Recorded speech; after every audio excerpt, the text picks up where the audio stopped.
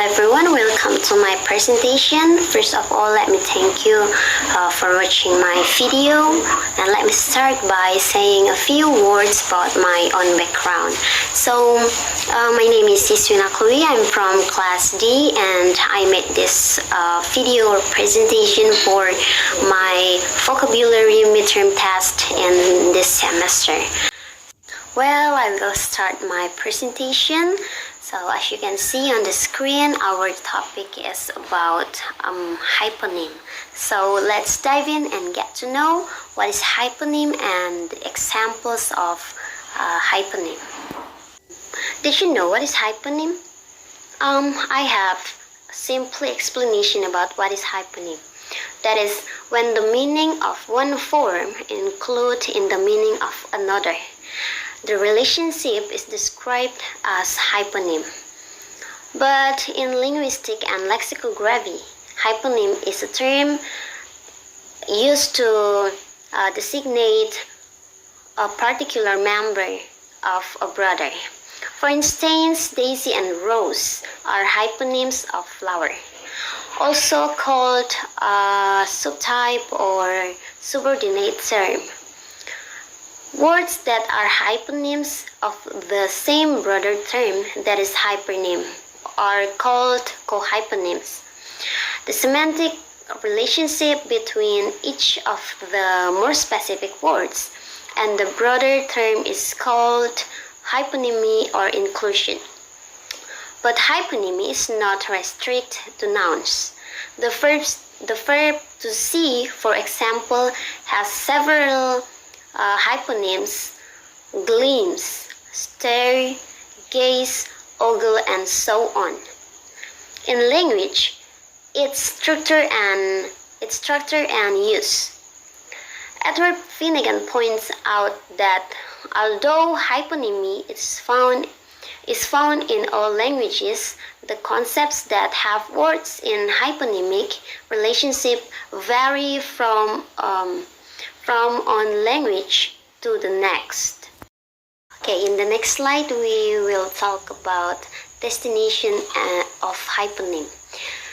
So hyponym are attempts to classify the concept of generic and specific classes. The classification here is to make it easier to classify speech forms which semantically state that generics may be a specific form of speech, and specific speech forms can also be generic on a broader level. Hyponym is very helpful in both receptive and productive processing of language. Hyponym can be described in terms of inverted tree like grapes, with higher order superordinates above lower subordinates, but their status either as superordinate or subordinate is relative to other terms. Okay, in the next slide we will talk about examples of hyponym. So the first examples is hyponyms of red. Let us consider the words that have a similar meaning because they belong to the same segment of domain.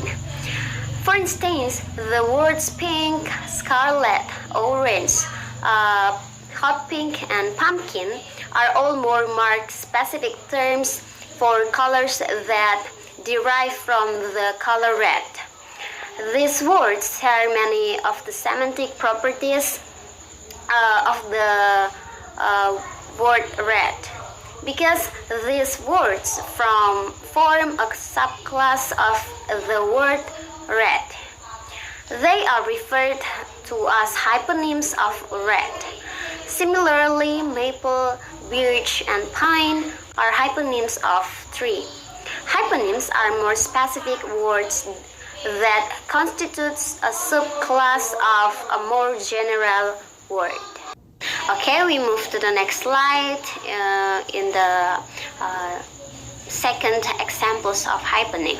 So hyponyms and hypernym have multiplied layers as in the following examples, where fry is a hyponym of the hypernym cook, but fry itself is a hyponym for some other types of frying. So when the hyponym is cooked, the hyponyms is bake, boil, grill, fry, steam, and roast.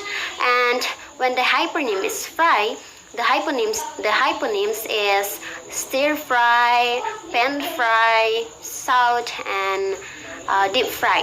We move to the next slide. So in this slide, we will talk about inclusion. In general, there are a number of hyponyms for each superordinate. For example, boar and piglet are also hyponyms of the superordinate pig. Since the meaning of each of the three words, sow, boar, and piglet, contains the meaning of the word pig.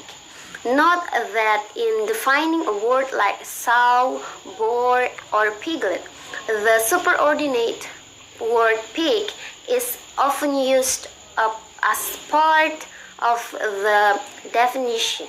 A sow is an adult female pig. Thus, it's not surprising that hyponymy is sometimes referred to as inclusion. The superordinate is the include word and the hyponym is the including one.